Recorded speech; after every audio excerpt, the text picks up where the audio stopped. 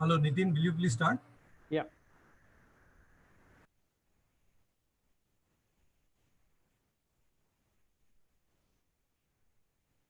Uh, Good evening. Just a minute.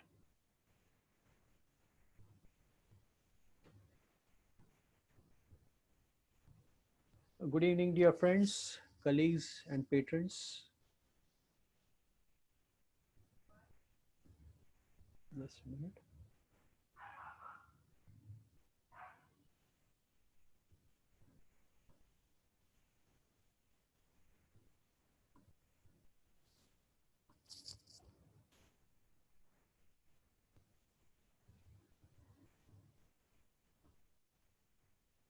Good evening, dear friends, colleagues, and patrons, and greetings on the eve of India's 74th Independence Day from Salute India, an initiative by Maharashtra Seva Sangh Mulund. I, Nitin Deshpande, Secretary of Salute India and initiative of Maharashtra Seva Sangh Mulund, welcome you all. Maharashtra Seva Sangh is something about our institution. Maharashtra Seva Sangh is an 80 plus year organization, and Salute India is an initiative for connecting the common man with the defense forces. We welcome you all for a special two-part series of webinars on the subject challenges before the Indian Air Force. I also welcome our guest speaker for today, respected Sir Air Marshal Arun Garud sir. Before we begin our session, let me introduce formally to you. Garud sir, I have done my best to summarize your vast experience. Pardon and forgive me, sir, if something is amiss in your introduction, though not deliberately. So let me start Arun Garud sir's introduction. Air Marshal Arun Garud sir made it big from a very simple family background, but he had the determination, vision to make it to the top. He joined the Satara Sainik School and then National Defense Academy, Khadakwasla, to fulfill his dreams. An alumnus of NDA, the Defense Services Staff College, Wellington, with a distinguished and meritorious service of 38 years in the Indian Air Force and a vast experience in flying. He retired as an Air Officer Commanding in Chief Southern Air Command. He was commissioned in the IAF in the year 1976 as pilot and has a flying experience of 6,300 hours of accident-free flying on aircraft and helicopters. This is a great achievement, sir. Great. He has participated in a number of flood and earthquake relief operations as well as casualty evacuations from hostile terrains. He has commanded two important bases of IAF, one operational squadron, and held prestigious assignments.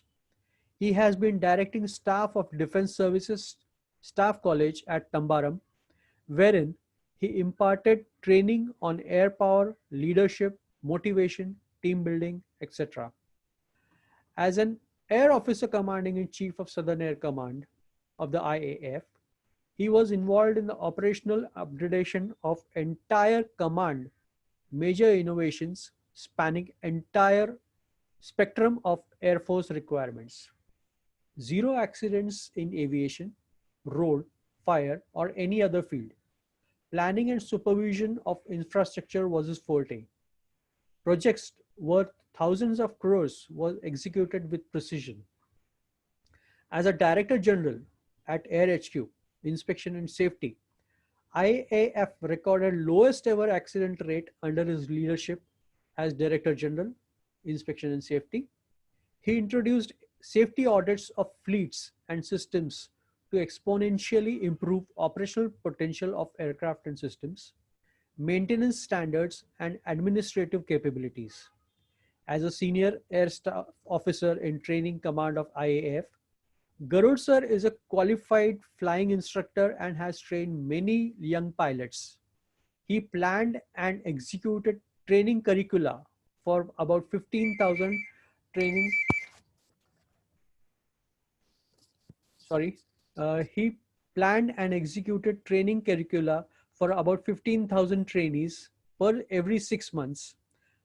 Again, in nearly 80,000 flying, there were nil accidents. Also, the mega event of Aero India 2013 at Bangalore was executed flawlessly. Now, this was something about his job profile. Now, I'll talk something about his achievements, accolades, trophies, and service medals. He was commendation by the Air Chief, Chief of Air Staff, 1994. He was decorated with Vayu Sena Medal 1996, Param Vishishta Seva Medal in 2015. He was aide de camp to Sri Pranab Mukherjee, the then President of India. This honor is bestowed by the Honorable President of India on the senior most and extremely deserving Air Marshal of the Indian Air Force. So, this was an achievement of sir. This was something about Air Marshal himself. Let us not forget that behind every successful man is his wife. His wife, Sulochana, is an MPhil in Sanskrit and a B.Ed from Delhi University. His son is Lieutenant Commander in the Indian Navy and is a naval pilot. His daughter is married to an officer from the Indian Navy. So we have an entire family who are related or are in defense forces. Now I request Garud sir to take over and commence with this presentation. Thank you very much.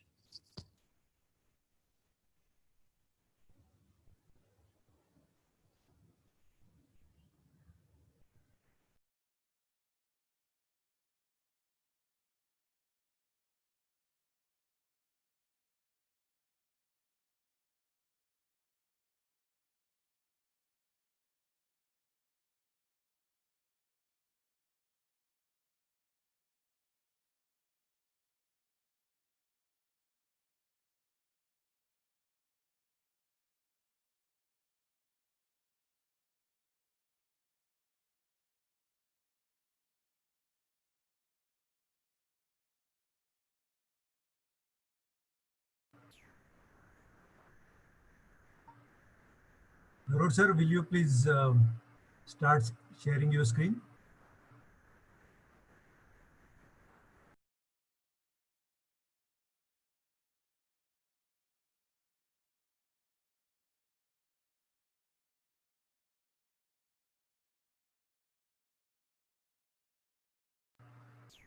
Hello, Garud sir.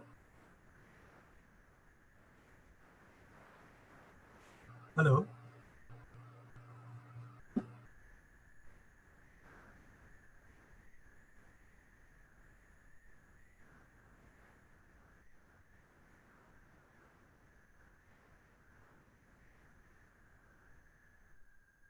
Hello, Garud sir.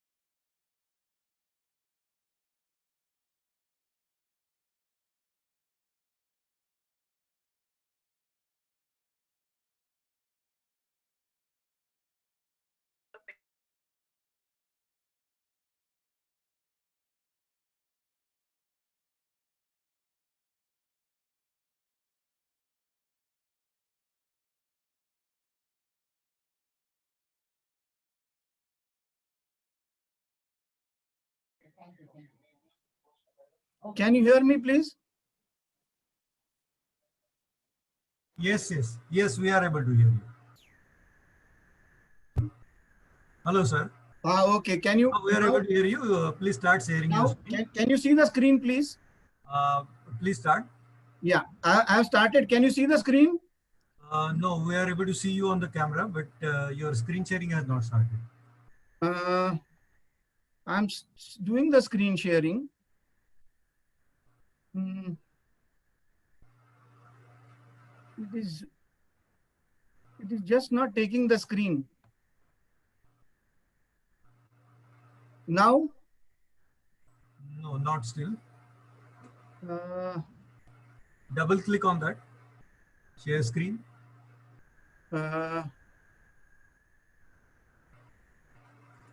double click on the share screen. Has Mr. Nitin turned off his screen sharing? No, Yes, I don't think. he has.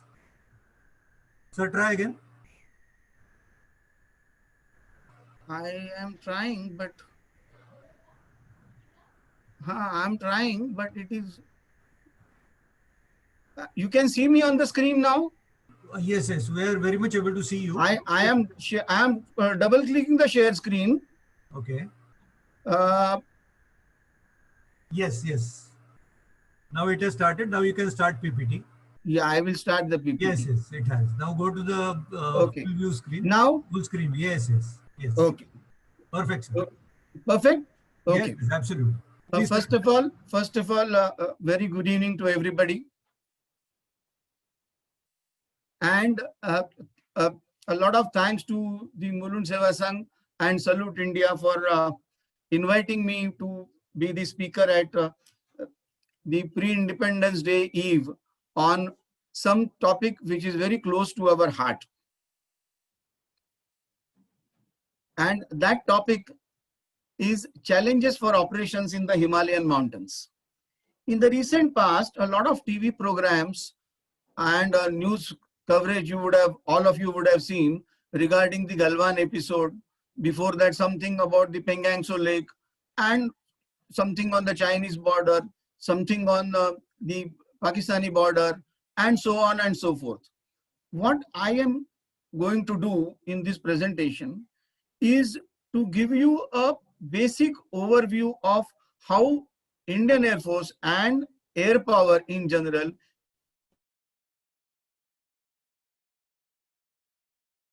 is employed in one of the toughest mountains.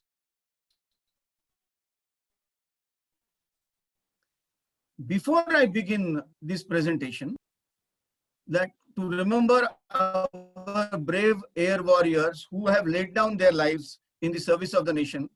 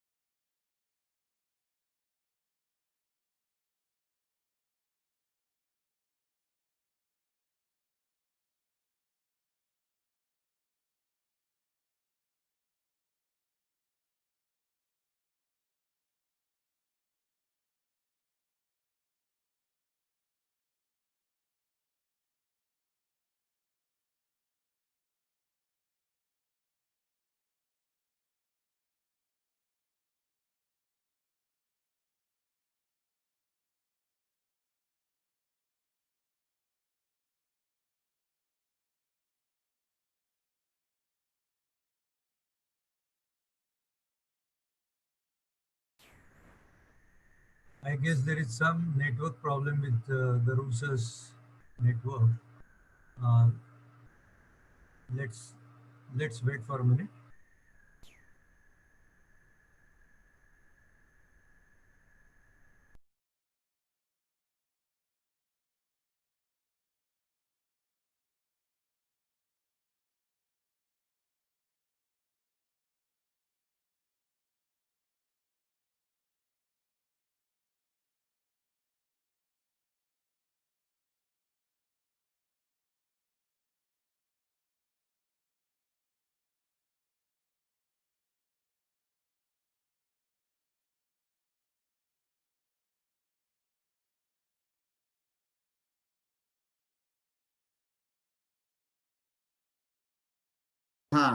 Okay, now can you hear me? Those people can, okay, I get thumbs up. Okay, that's good enough. So in the center is the PVC winner, Flying Officer Sekho, and maybe observe 1 minute of silence in the memory of all the people who have laid down their life.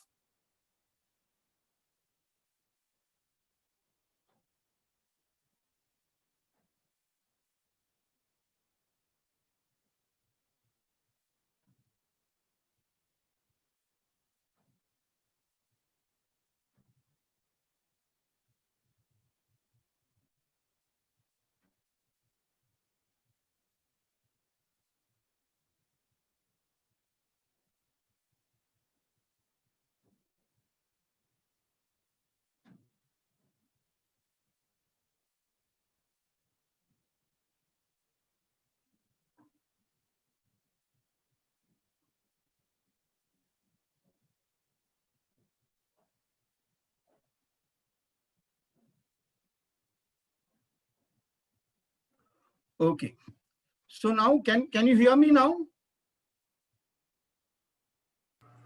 Yes, yes, we can. Okay, I'm going Please start, ahead. please start sharing your screen. Yeah. Is the screen share not started? No, no, we are still able to see you on camera. There is something which is.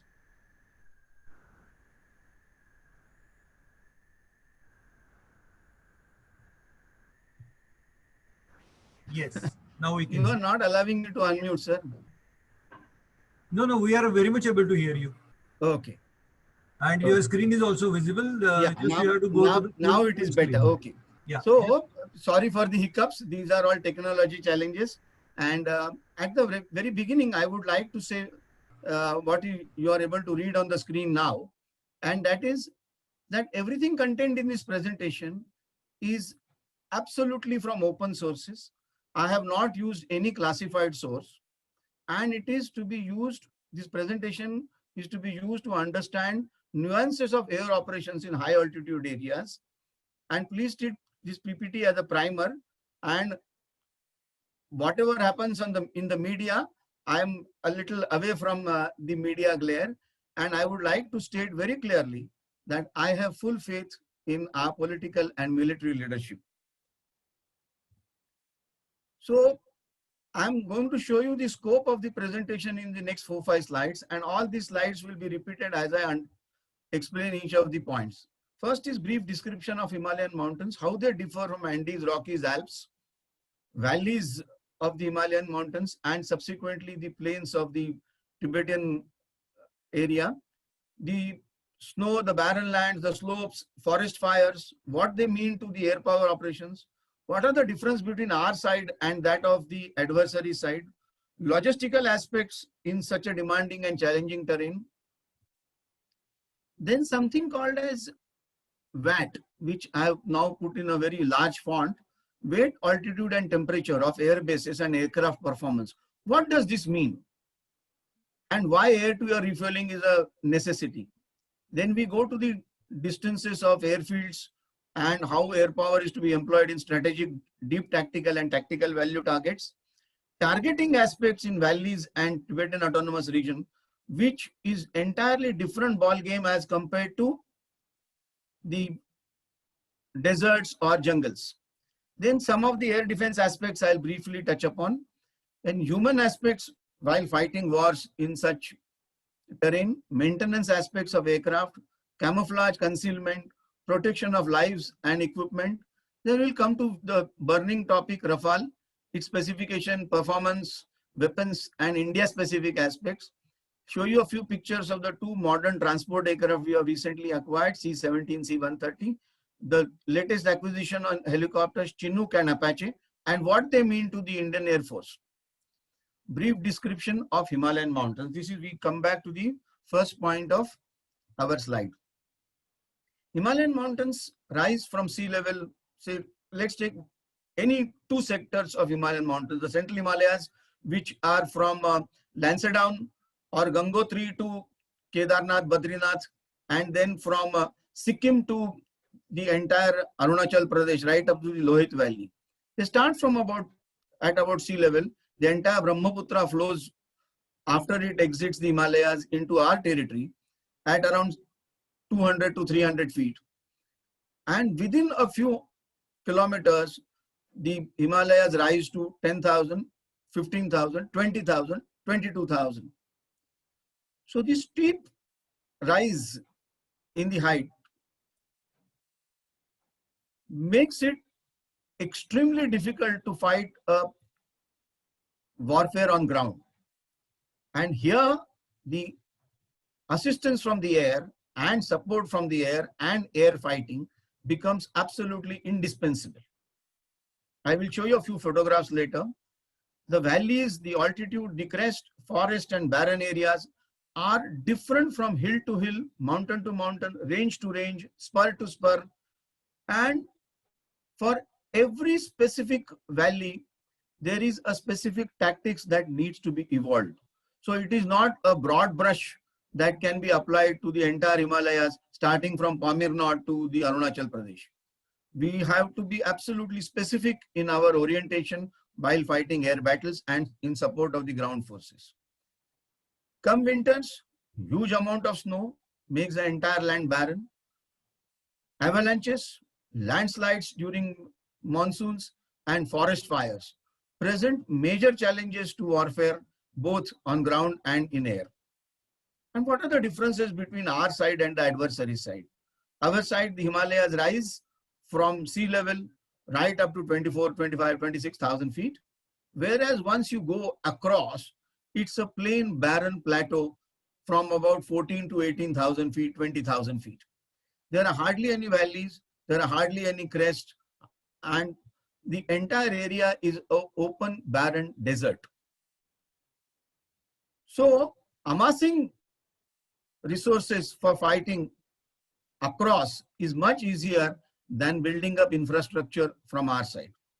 And for that purpose, we have recently acquired some very, very useful flying machines, and that I will discuss later. So please remember that there is a vast, vast difference between our territory and the territory across. When I show you the pictures, it will become more clear. And obviously, logistical aspects are much simpler across than from our side. The roads need to be built over decades and are extremely prone to be washed off during rains, landslides, avalanches. And it is with this very purpose that we have acquired very fine helicopters and transport aircraft. You look at these two valleys and whatever I have been saying will become very clear. They are just around 10-12 kilometers apart, sharing a common ridge line. How does one construct road for mobilization in the valley that is seen on the left, where the crests are climbing to around 22,000, 23,000. The valley floor is at around 14, 15,000. On the right hand side, we have the valley floor at around 10, 12,000. Crest climbing up to 17, 18,000 on the right hand side.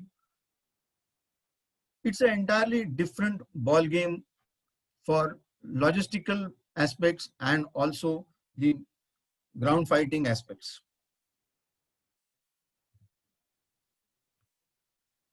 And having explained the difference in the territory on our side and across, some more slides will come later. Let us look at what does this mean for air power.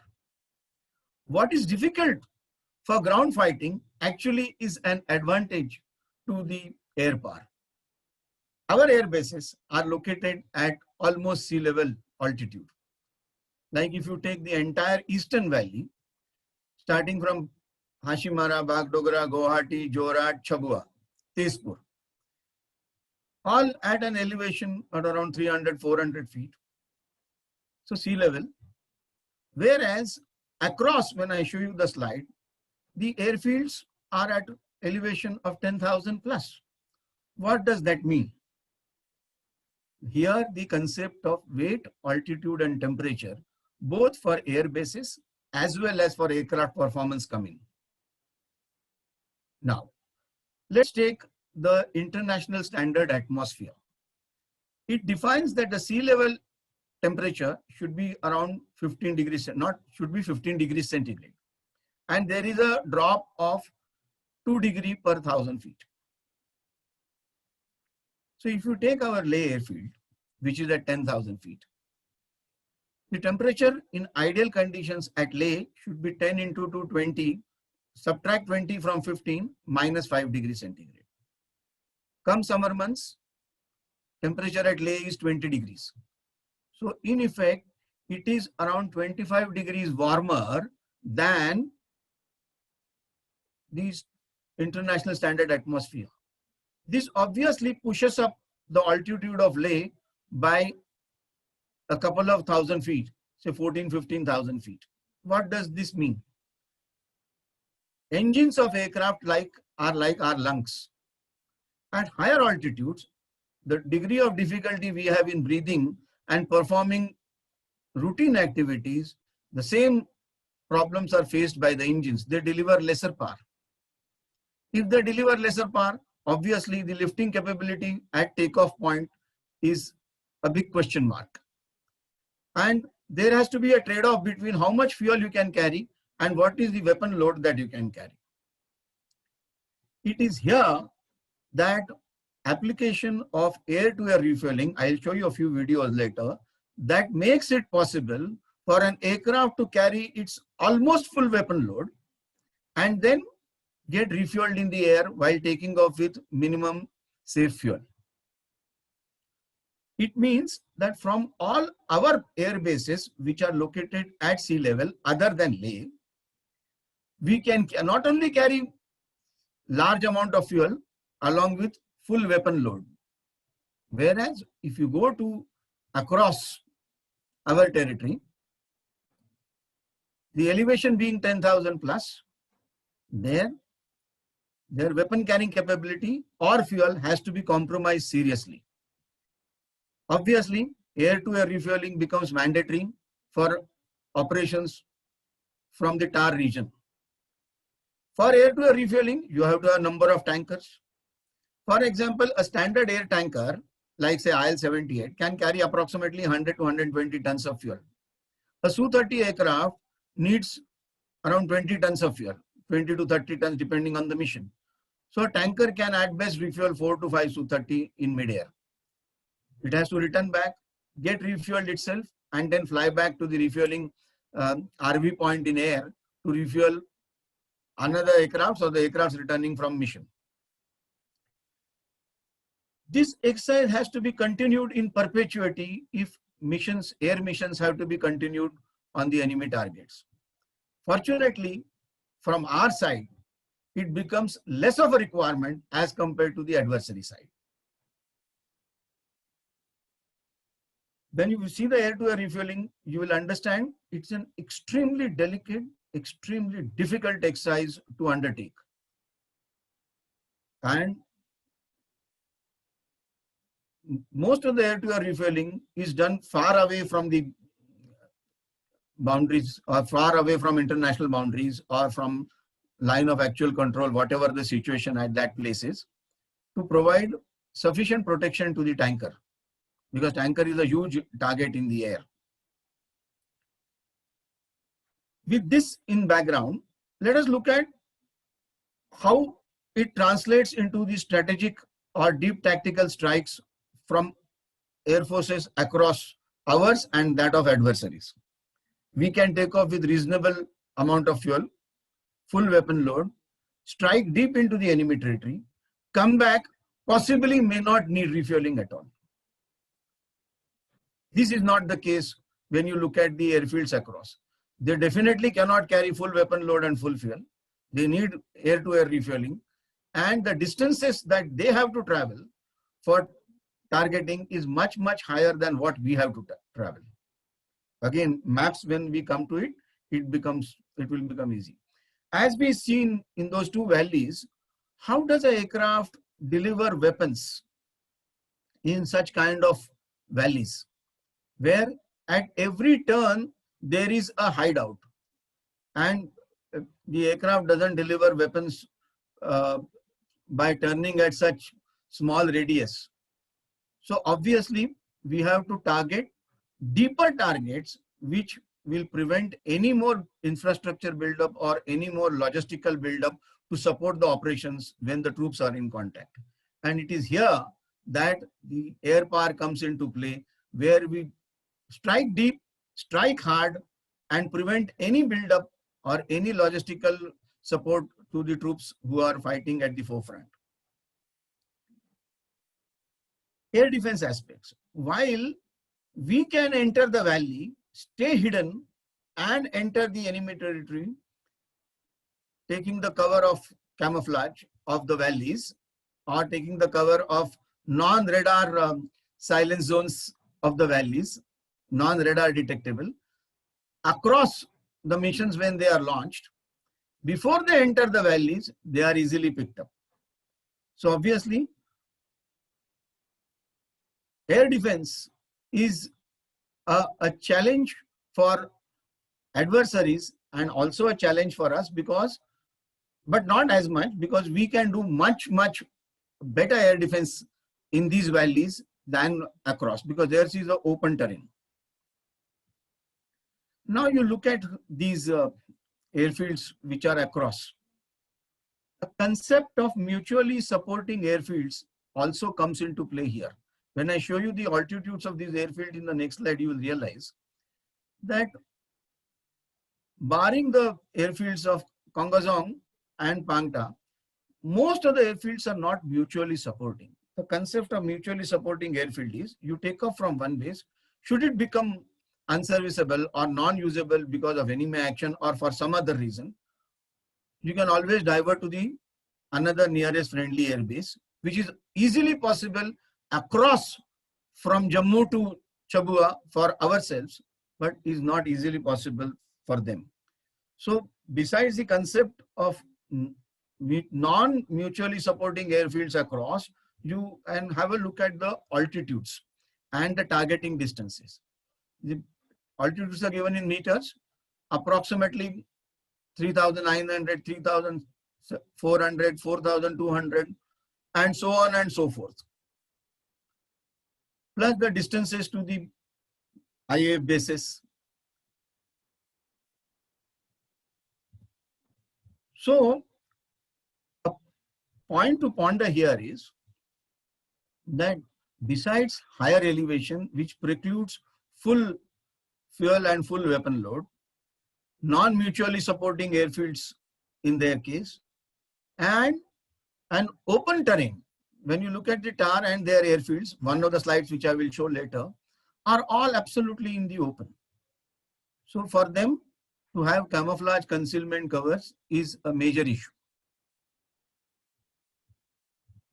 Okay. So having covered the differences on our side of air operations and their side of air operations, let us look at human aspects, physical and moral. We have just seen what happened at Galwan. Those of us who have paid a tourism visit to Leh will know how difficult it is even to take a step on arrival, and we require acclimatization and even much more physical fitness in case we have to fight. So the physical aspects of fighting at minus 30, 40 degrees centigrade with a wind chill effect taking it to minus 45 degrees centigrade. Chilblains, snow blindness, frostbites, pulmonary edema are all very serious ailments faced by ground troops. And to make sure that they are fighting capable, they have to be acclimatized and they have to be provided with adequate amount of wherewithal, both in weapons and in terms of clothing protection, as well as the shelters. Now, this is a challenge on both sides, which can be met only if infrastructure in terms of roads is developed, which we are doing now, and also is possible when we have adequate transport, aircraft and helicopter support, which again will come up later in the presentation. Now, if you have to service an aircraft at Leh, 10,000 feet, in winters, the temperature drops to minus 20 degrees centigrade. It's extremely difficult to service an aircraft at that time. and it is therefore continuous practice of flying and maintenance that we all of us need to, the Indian Air Force has to keep abreast with. Camouflage aspect I have covered, and protection of lives and fighting equipment. And Aniket, protection of lives and fighting equipment. We cannot afford to lose lives to climate or weather. And therefore, upkeep of physical fitness, clothing, shelters, provision of logistical support becomes absolutely mandatory and inescapable, especially when fighting at higher altitudes. Okay. We now come to the Rafale specifications, performance, weapons, and India-specific aspects. Then I will show you a few pictures of C-17 and C-130 and brief description and tell you about Chinook helicopter and Apache. Okay. Look at this C-130. It is capable of landing on semi-prepared surfaces. And that is why DBO, which has been in the news, becomes extremely important in this connection. It's a highly versatile aircraft, can land and take off under 500 meters, and is a game changer as far as logistic support to the air power as well as to the ground forces is concerned. Coming to C-17, one of the largest aircrafts ever built, 4-engine, again capable of operating almost on semi-prepared surfaces. I won't say semi-prepared, almost on semi-prepared surfaces. You look at the high wing and the high engines, which prevent any damage because of foreign objects being sucked from the ground. And the forward airfields allow landing of this aircraft, and therefore a quick build-up of infrastructure and troops is possible in our case. Look at the Chinook helicopter. We have recently acquired it. 10 tons internal or 10 tons external capacity. An invaluable asset in the inventory of the Indian Air Force. The combination of C-17s, C-130, Chinooks, Mi-17 1Vs, Mi-17 V5s, Apache is a very, very potent combination that we have acquired in the recent past. And therefore, movement of troops, logistic build-up, infrastructure support is there for the ground forces as well as for the air power. Now, go back to the first slide, which I had shown you the two valleys. If we have to shift forces between the valley on the left to the valley on the right, before this, assets like Chinook or in large number of V5s and Mi-17 1Vs were acquired, the only option left was to get back to the mouth where the two valleys start and then switch forces, which means at least 2 weeks. But with huge aircraft like this, across valley troop movement, across valley weapon shifting, across valley logistic buildup is now a real-time reality. And I'm using this word very carefully. It's a real-time reality. And therefore, the dominance of the air power, as far as Indian Air Force is concerned, will become unquestionable as far as logistic buildup is concerned. Though we definitely require more number of fighter aircrafts, and in any case, in any war, nothing is ever enough. But as of now, with these 4 machines, we have got a very, very real-time high capability. And look at this Apache. Carries an array of weapon load. It's called a flying tank. And a great detailed description of all these aircrafts is going to come in the part 2. So may I request you to hold your horses in asking questions, and they can be asked tomorrow. But with this array of weapons, valley fighting, and support to the ground troops, both in plains and in valleys, is become very, very potent from our side. Okay.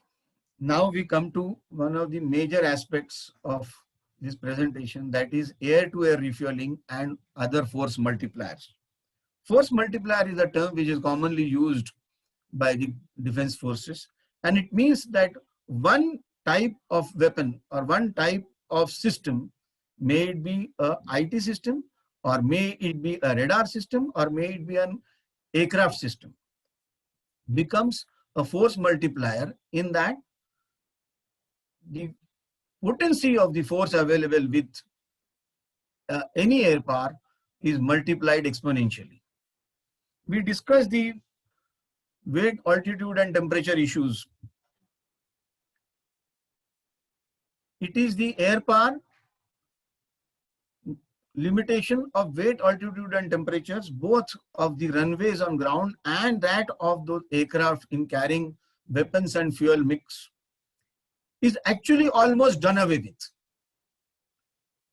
For example, if you have to have a runway of 9,000 feet at sea level for landing, we need a 11,000 feet runway at higher altitudes of 10,000 feet.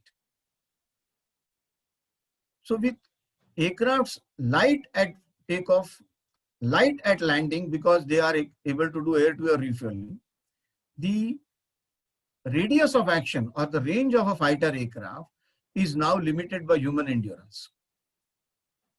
We have seen this when the Rafales ferried across 7 hours, 8 hours of flight is easily possible. Now just imagine the chair on which you are sitting. You are stuck to that chair for 7 to 8 hours. Hardly any elbow room to move. What happens? Fatigue set in. You have to be trained for that. Basic nature calls. I will not go into the details of that, but there is a separate training for that purpose. Today we can say that with air-to-air refueling, range of fighter aircraft is limited only by human endurance. Coming to the weapon mix, let's take an example of Rafale aircraft with the 3 weapons which I will show you subsequently. A long-range cruise missile, a precision-guided munition for air to ground, and a very small escape zone, highly accurate air-to-air missile, makes the multi-role combat aircraft into a omni-role combat aircraft. Means it can take all the missions that a fighter is expected to undertake: air defense, ground strike, cruise, strategic strikes, anything under the sun that is possible. It has got 14 hard points, and we will see the weapons at a later date. Onboard sensors and electronic suits allow self-protection, and what is called as even the reconnaissance of the area that a strike is planned for can be done by the same aircraft, which can carry weapons, do air patrolling, do air defense, do strikes, do recce, all in one go. And what is called as battle damage assessment. While striking, the cameras on board film the entire route, film the damage to the target, and is easily available online in real time for people to see. So therefore, air-to-air refueling, omni-role fighter aircrafts, C-17, C-130, Chinooks, Apaches, and what is AWACS, Airborne Warning and Control System, the airborne radars which fly at around 10,000, 15,000, looking 400, 300 kilometers deep inside enemy territory. Before an aircraft takes off from the runway, it is on the screen of the AWACS, Airborne Warning and Control Systems, and forwardly thrown lightweight radars, LLWRs, both in the mountainous region or in the plains, make the Indian Air Force air defense system, the strike systems, absolutely devastating. Plus, we have now standoff weapons. A cruise missile can be launched 60 kilometers from inside the territory for striking something which is, say, 20 kilometers, 30 kilometers, 50 kilometers inside enemy territory. While keeping our assets safe, we can pinpoint the targets deep into the enemy territory. So all these systems that I have described, Omni role fighter with a best of the weapons mix, best of the electronic warfare suits, best of sensors, supported by AWACS, supported by ARs, supported by ground-based radars, standoff weapons, quick logistic build-up, able to shift from valley to valley, airfield to airfield. I think we have come a long way as far as Indian Air Force capabilities are concerned. Now, this is the air-to-air refueling, and I am going to play a video of this. The one video I have kept for mishaps. Please don't get disheartened. None of them are of the Indian Air Force. But serious mishaps can take place if adequate skills, care is not exercised during the air-to-air refueling.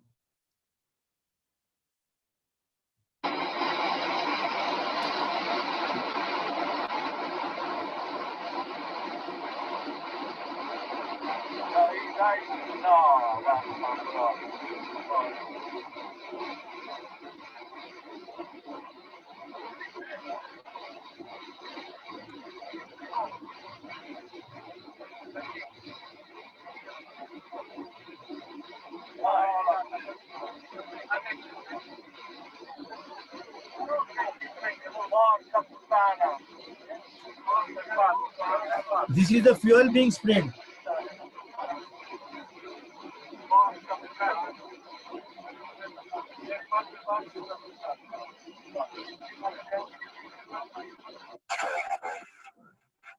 Now, this is the probe and the drogue system, which is normally used in the air-to-air refueling. As you see, the entire probe has gone.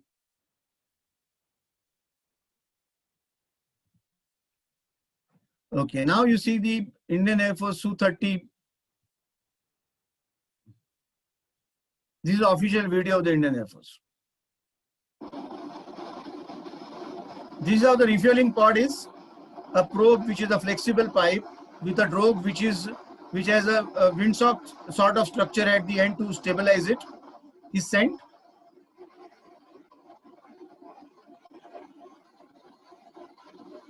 See, from Kalaikunda, that is Kharagpur, bombing exercise over Lakshadweep and returned back.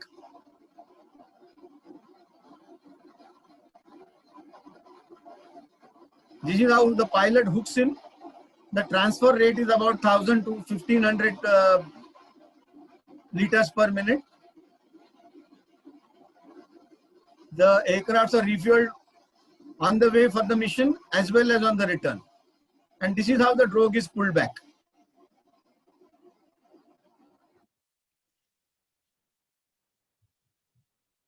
I hope my videos were clear, and I have no way of getting the confirmation. Maybe on mobile, may I request Patankar sir to send me Yes. Yeah, okay. video was clear, but there was some lag. But since your commentary was there, we didn't find any issue. Okay, sure. Thank you very much for the feedback. Now, this is a Rafale aircraft. What is a hard point? Hard point is where the external loads are slung. They could be drop tanks for additional fuel. They could be missiles. They could be bombs. They could be cruise missiles. They could be rockets, anything. So with 14 hard points, a huge array of weapons can be carried on the missile, on the aircraft. And I am just restricting it to the 3 most potent and important weapons of the Rafale. This is a hammer. The acronym is Highly Agile Maneuverable Munition Extended Range, immaterial. Hammer is a hammer. Air to ground PGM, precision guided munition. It has inertial navigation system, GPS and infrared guidance along with the laser guidance. I don't think there is any other guidance system that is left out. The next is the Meteor. It's an active radar Mach 4 plus, that means 4 times the speed of the sound. And the Mica, which is a BVR and VVR. BVR means beyond visual range. If you are standing at seashore, the horizon appears approximately 12 nautical miles or say 16 kilometers. What is beyond the horizon cannot be seen. And therefore, this term beyond visual range has come into play.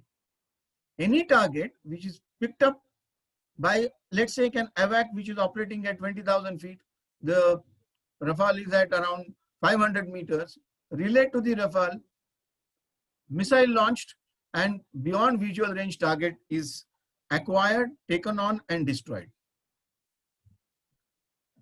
This is how full load of Rafale looks like. The picture is not very clear. Obviously, the aircraft is in flying. And the entire load has been tested for takeoff, landing, maneuver, and delivery. This is the Hammer missile, which we have just described, a highly potent one. Next one, we come to the Meteor missile. They all are deadly and look deadly. Mica missile.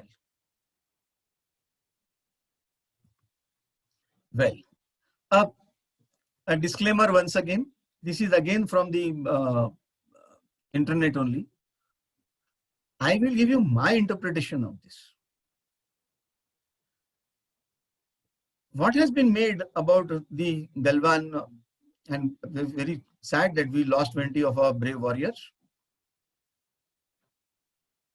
From the air point of view, should there be a war, this becomes one of the targets, and that too which comes in the realm of close air support.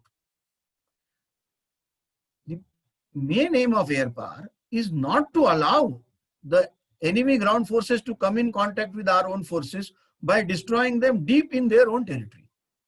That is the crux of the air power.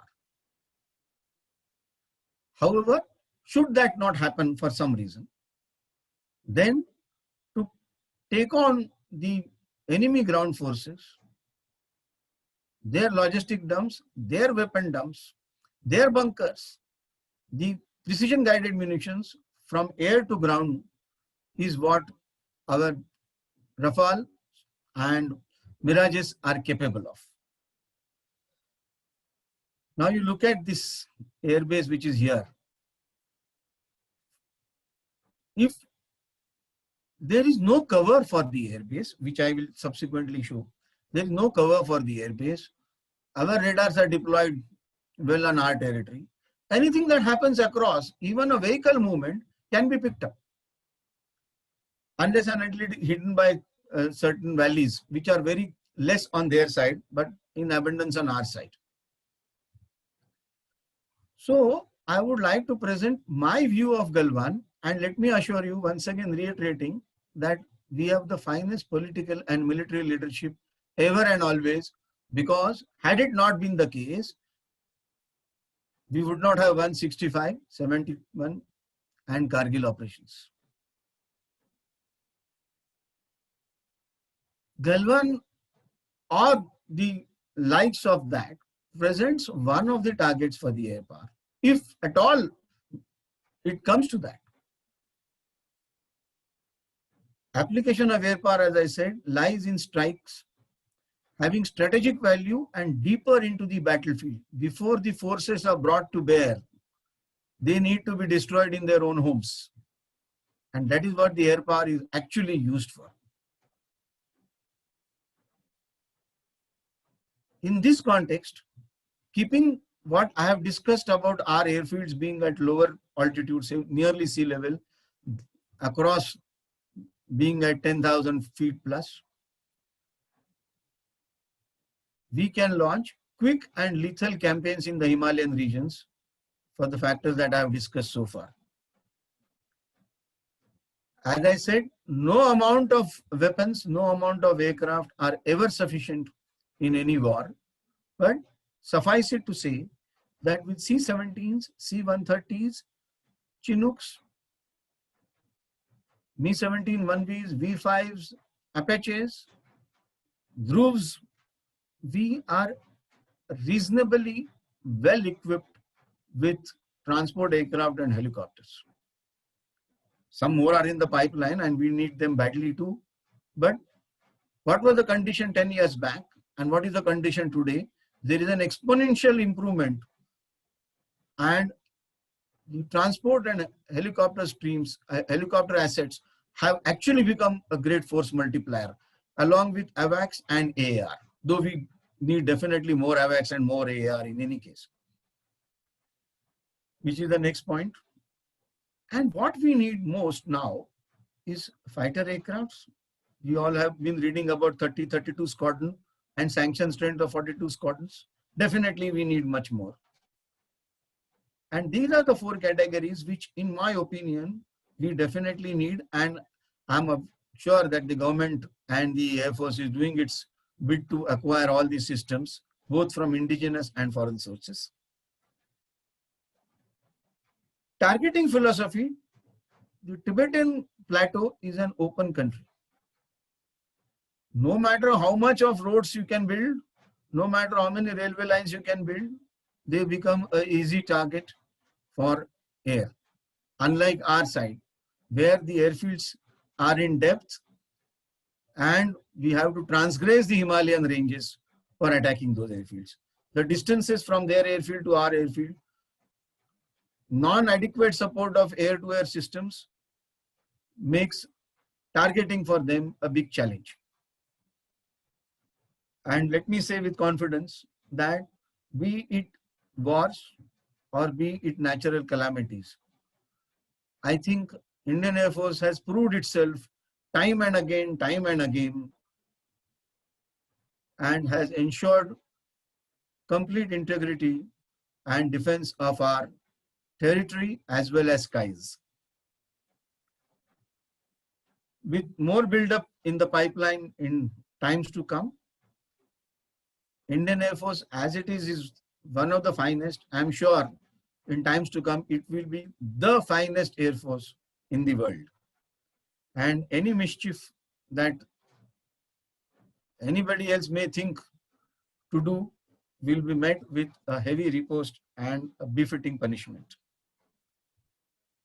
I have finished my presentation. If there are any questions, I would like to answer them. But before that, let me assure you that there is a part 2 that is coming up. And in that part 2, a great description of the fighter aircrafts, their evolution, as well as the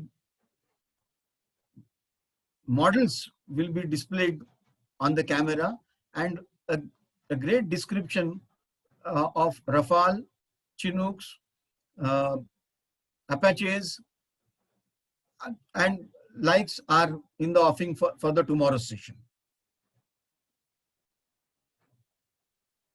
I have completed my presentation.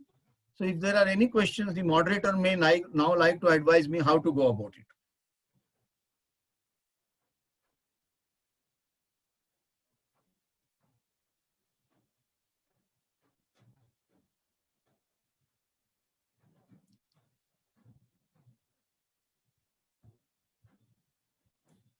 Should I stop sharing the screen? Yes, sir. Yes. I'm stopping share. Yes, sir. Right. Okay.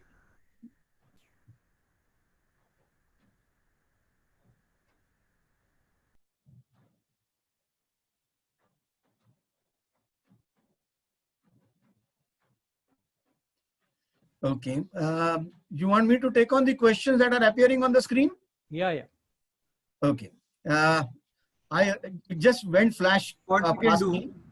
sir, what we can do is Nitin, the anchor for today's session, Okay. he will read out the questions for you, and then so that you need not keep watch on the chat box. Okay. Yeah. Nitin, please go ahead. Yeah, sure. Just a minute, sir. The first question was on what set of rules or laws are the aerial warfare aspects based on? Are there any international regulations for it?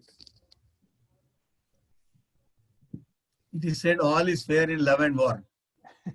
Once the war breaks out, Huh. obviously the aerial engagements have no rules. If the two countries have officially declared war over each other, Okay.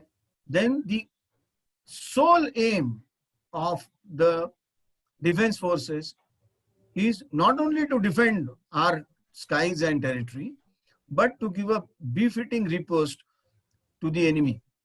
For example, for air power, the air power broadly fights both in air and delivers weapons on the enemy targets on ground.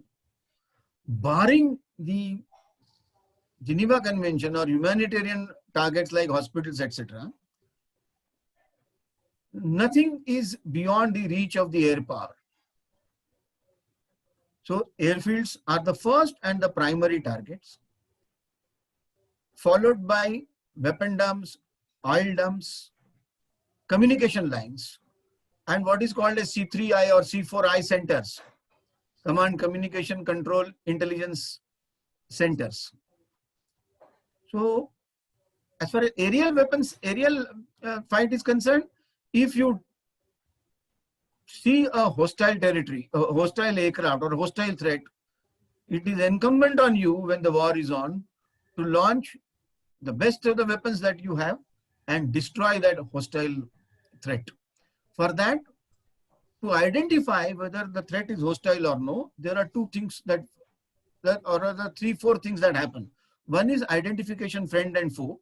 That's a standard fit on all the aircrafts, and it's programmed to identify by the pilot which is a friendly and a hostile aircraft, assisted by the ground radars, who also query the transponders and get friend or foe identification. In addition to that, there is a threat library which is available in the electronic warfare suite in the aircraft, which tells or guides a pilot or tells a pilot whether the threat is hostile or not hostile. If the threat has already launched a weapon, that also is told to the pilot. So either he will deploy his electronic warfare suits in terms of chaff or decoys or whatever it is, or he will take evasive maneuvers and position himself for firing weapons at the hostile threat. So the question I didn't understand from the angle of what rules govern. Once the war has broken out, both the skies are not available in any case to the commercial airlines. So accidental firing on a commercial airline or a commercial activity is precluded in any case. Have I answered the question okay? Yeah. There is another question, which is the most powerful missile? It is like asking which is the best sweet dish in the world. Right. And the missiles come in an array of range. From BrahMos trisonic or hypersonic missiles, air launched, to the PGMs, which can be delivered, while seeing the enemy on the ground. We really cannot say which are the best missiles, but let me assure you that the weapon fit which I have showed you today, those 3 missiles coming with Rafale, are by far the best weapons that are available in the world today.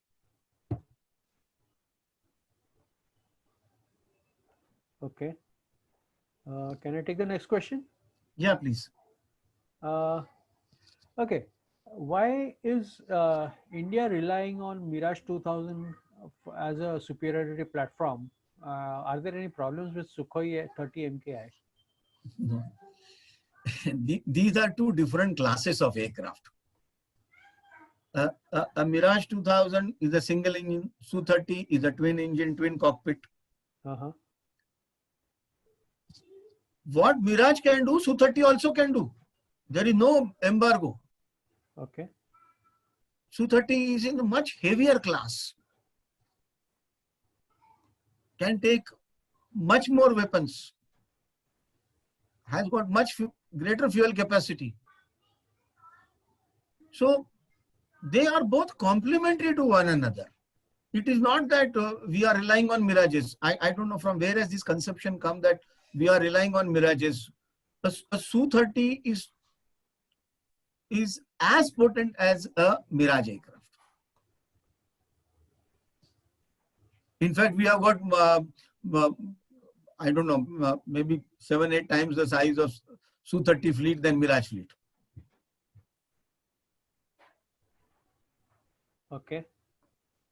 Should I take the next question? Yeah. The next question was, can Tejas be capable for high altitude warfare?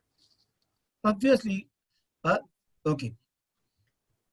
For an aircraft, unlike human body, once it is up in the air, barring the air density issues which I have described, which affect both the aircrafts, the enemy and friendly aircrafts equally,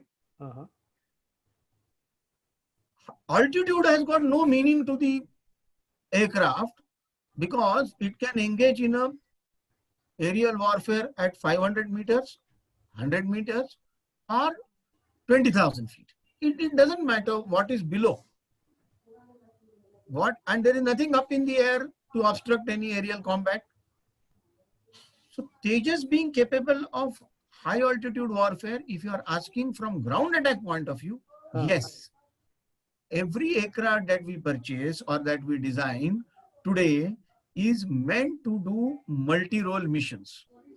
And those missions are maybe attacks in Run of Kutch or maybe attacks in the valleys of Himalayas. It is just the weapon fit, the electronic warfare and the sensor suites that are available on board that allow an aircraft to engage ground targets, whether in valleys or in plains. So Tejas is definitely a very capable aircraft, and soon you will see its big time induction into the Air Force. Okay. Shall I take the next question? Yes, please.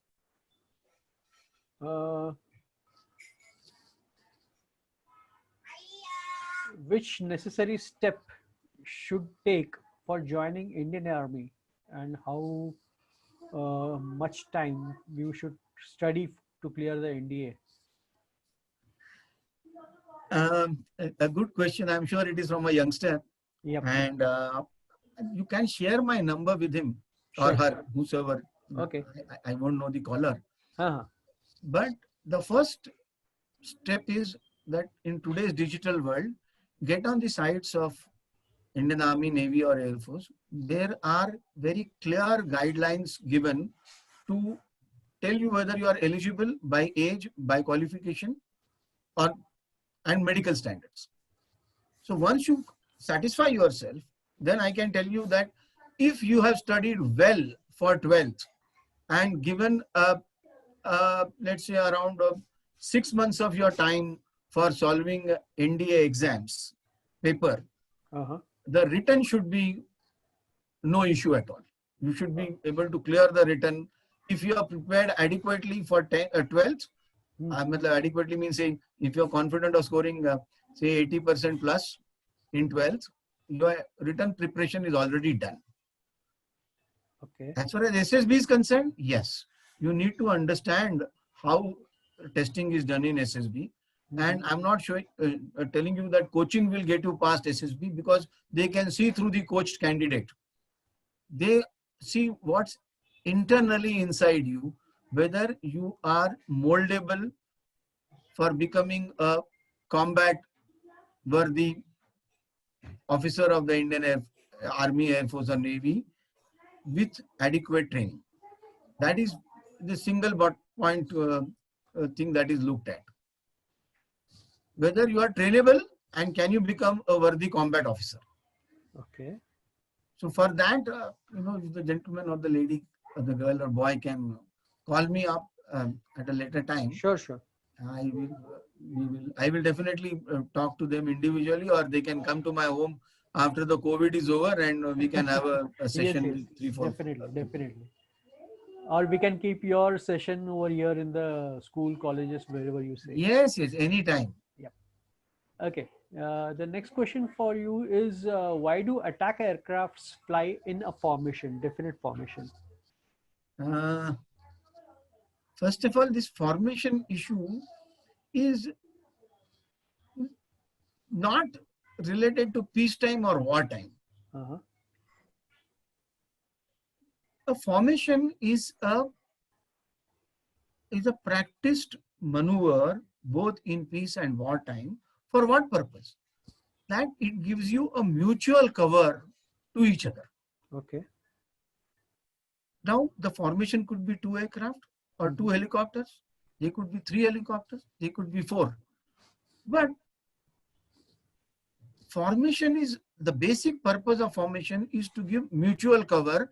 And if a target cannot be destroyed by the weapon load of a single aircraft, obviously you require 2 or 3 or 4 aircrafts, maybe in a tight formation or maybe in a loose formation, which is called as tactical formation.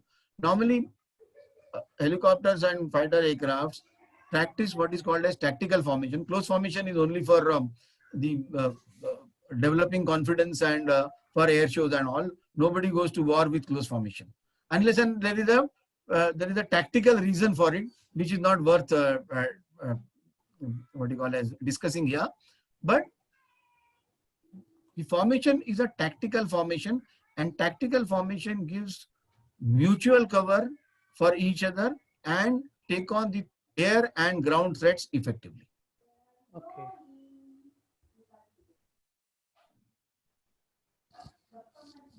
Shall I take the next question? Yeah, please.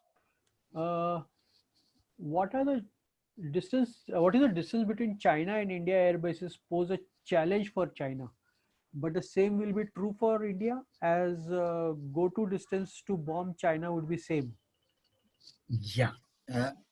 If you look at these distances vis-a-vis the altitude of the airfields, so obviously your fuel carrying capacity requiring to and fro air-to-air refueling while taking off from higher altitudes without mutually supporting airfields to recover the aircraft, juxtapose it with our capability, sea level airfields, fuel weapon mix can be much better than while taking off at 12,000 or 14,000 feet. The distances to and fro are same, but since we can carry much more weapon load and much more fuel, which mission will be easier or more hackable? The person who has asked the question will understand. Plus,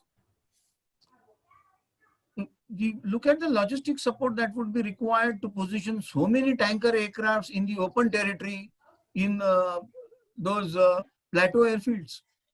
That would be also dangerous. Won't there be a sitting target? Yep.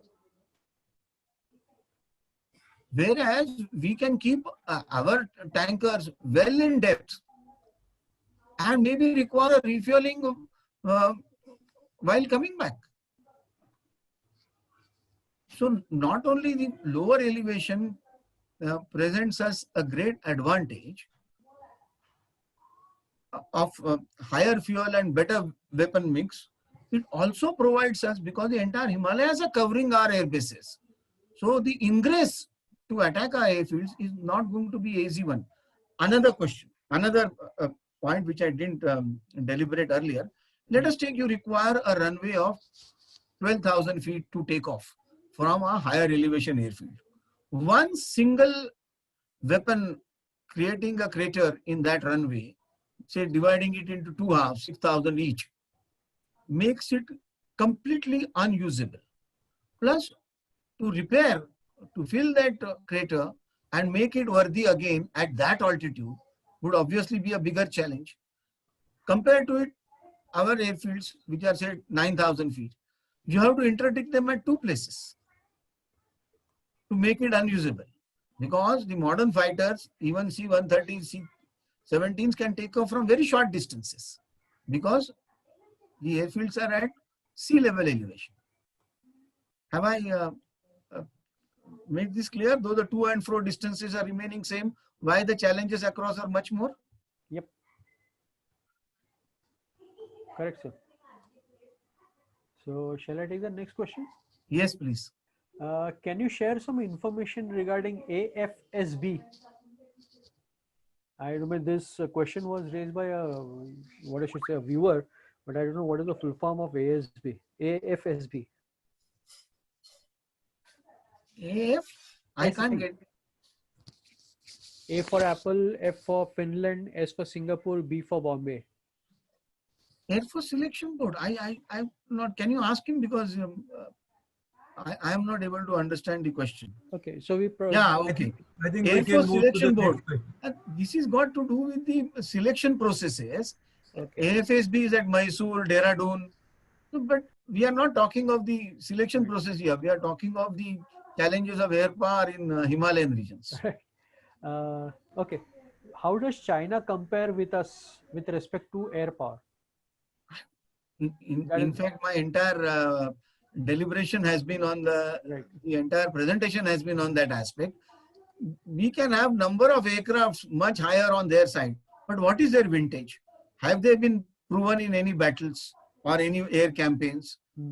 Are the pilots equally adept at air combat, air delivery weapons, their airfields, their infrastructure vis-a-vis our airfields, our infrastructure, our fleet mix? I think my whole presentation is on that, and barring the number of aircrafts which are more on their side, but rest of all the other advantages obviously on our side. Okay. Yeah. We have enough and more airfields in depth using AAR to extend the range of our weapon platforms. And we have enough AAR, not enough. We need obviously more AARs and more AWACS for making the air power even more potent than what it is today. Okay. Okay. This another question. Which are our top 5 weaknesses which can make us vulnerable?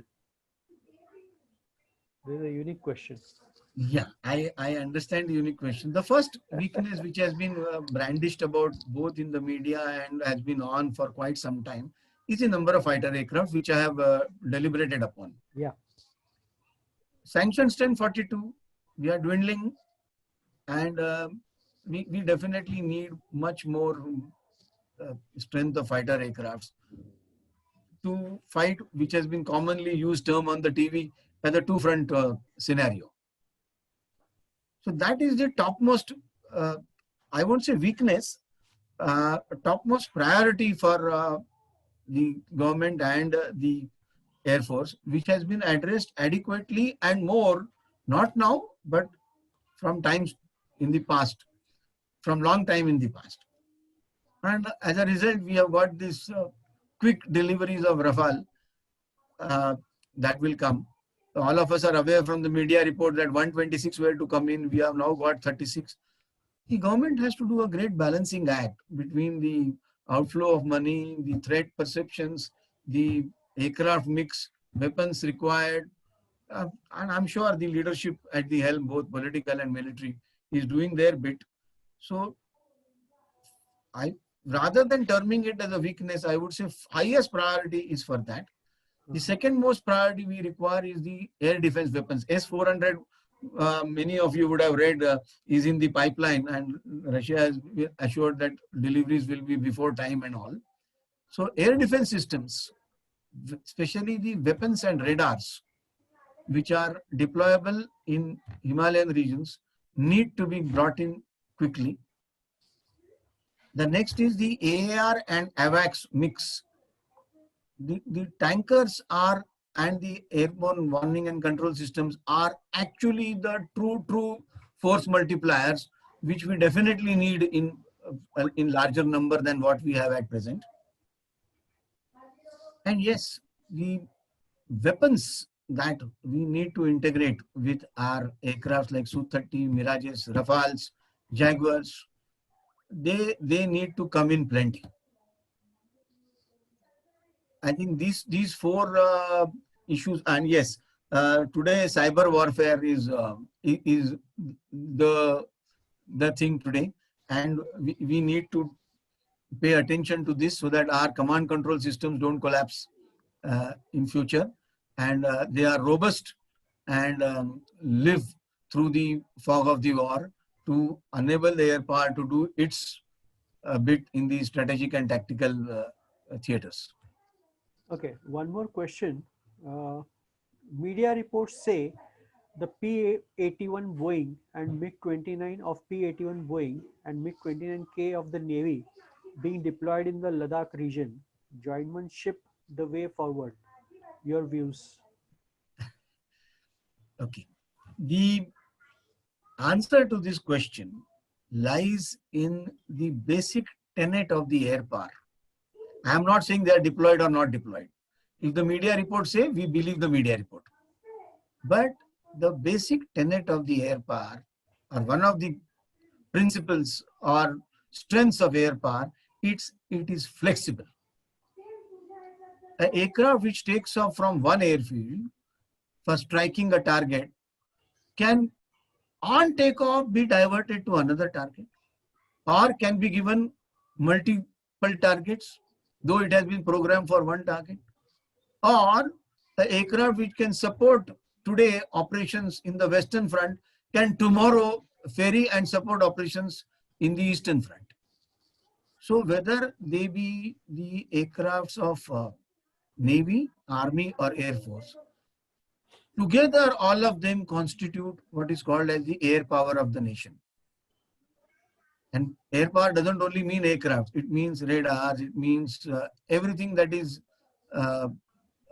available to support air operations. Be it economy, be it weapons, be it infrastructure, be it cyber warfare capabilities, anything. So jointmanship is the key word today, and air power has got that flexibility to shift very quickly from north to south and east to west. It just takes the ferry time of the aircraft to be effective at the new base. Have I answered the question? I hope the caller is satisfied. Yeah. There's one more question. IAF had some decisive role in the Kargil war, but not much is known about it as it was primarily fought on the ground. Would you like to say a few words about it? Whosoever is the caller, please ask him to look at the precision guided munitions that were used on Tiger Hill. Just one example I'm giving, not the entire Kargil war. Okay. Which turned the tables and ensured a quick victory. That 3 attacks by the Mirages. The clips are available on the YouTube. Please look at the role of Mirages in Kargil warfare, and you will get those clips available, and you will see that the PGM capabilities of Mirages and its weapons actually hastened the war just as much as we say in Bangladesh, bombing of the governor's residence in 71 war quickly made sure that the enemy forces capitulate. Exactly same thing happened in Kargil war. So Kargil war definitely was fought on the ground. No denying the fact. But the turning came with the employment of air power, and it came to a quick end with when the air power was brought to bear on the enemy. The peculiarities of Kargil air power was that the radius of turn of an aircraft could not even take the aircraft across the enemy territory. Oh. So the entire operations had to be planned from our side. Okay. Like when an actual war breaks out, there are no boundaries in the air. There are no boundary pillars in the air. It's all an open sky. Whereas Kargil air warfare, there was definitely a restriction of not going across. And therefore, all the attacks had to be planned from our side, and which was done very effectively. And you just Google it or see it on the YouTube and you will come to know, or read about Kargil warfare and you will know what I am meaning. Okay. How do an Air Force balance its capabilities in terms of a Omni role fighter and a UAV attack drones? How many numbers of UAVs like MQ-9 Reaper and fighter aircraft should be made available in IAF to handle two front situations? Well, as far as UAVs are concerned, it's not a topic which I have touched in this presentation, and I would not like to deliberate it because then the scope would be very vast. Yeah. As far as fighter aircrafts are concerned, the 42 squadron strength is a sanctioned strength, which we keep reading in the media. And that should be adequate to take care of two front scenario. Of course, just the 42 fighter squadrons don't essentially mean the air power is balanced. And this word balance is a very important ingredient of the air power. And it is taught right from the beginning that a balanced air power will have adequate amount of fighters, will have adequate amount of transport, helicopters, attack helicopters, drones, infrastructure, command and control nodes, and weapons, and trained manpower, trained pilots, everything. So drones, we will leave it at, we will leave out of this discussion because the sheer variety of drones from pure Recce to weaponized drones is absolutely mind-boggling. And they also are a part of the force multiplier that I have discussed as AAR and AWACS. So drones we will leave out, but for two front scenario, the balance is 42 squadron adequately supported by force multipliers, including the helicopters and transport and AR and AWACS and radars and everything that is possible, that is required for the air power to be effective in war. Okay. One last question, sir. How are we capable? Are we capable to fight on two fronts at a time if the situation arises? Well, do I say no? Certainly not. Certainly not. We are quite capable. We are quite capable, and when push comes to shove, like in the past, the IAF will demonstrate its mettle, its skills, its warfare potential to its fullest, and what they call as give a befitting riposte or a bloody nose in the standard armed forces terminology. Okay, that was it. Thank you, sir. Thank you very much for your presentation and your question and answer session. It was a wonderful evening which we had. Secondly, to all the viewers, once again wishing you a very happy Independence Day, and also reminding you about tomorrow's session, which is there, which will give you an insight on aircrafts right from anyway our first generation, second generation, whichever it is. Okay, thank you. I have a small message to give. Can I? Please. Yes, please. Okay. Yes, sir. Please. The message is in 2-3 parts. One is, once again, greetings on the eve of the Independence Day to all of us, our families. Please stay happy and healthy in times to come. We are in difficult times, but as they say in armed forces, when the going gets tough, the tough gets going. So wishing you happiness and health to all of you. And as they say in the Air Force, happy landings, because every takeoff must culminate in a happy landing after a successful mission. So Right, may sir. your life mission and goals be successful, and you have happy landings every day of your life. And lastly, a very, very stern message from my side. How many of us today, yesterday, and tomorrow are motivated to join the armed forces? Or those of us who have crossed that age are going to motivate others, their brothers, sisters, or their children to join the armed forces? As they always say, just shifting to Marathi and I'll quickly translate the sentence later. Shivaji राजे पाहिजेत पण दुसऱ्याच्या घरात. No, we want the Chhatrapati in each house. Every one of us, every one of our family must contribute to the armed forces by joining or making a very sincere effort to join the armed forces.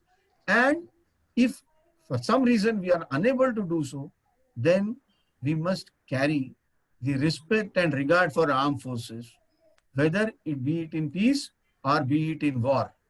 Because as they say, when in calamity and war, we remember God and soldier alike. When the calamity is gone and peace restored, God is forgotten and soldier is slighted. Please don't do this in your own life.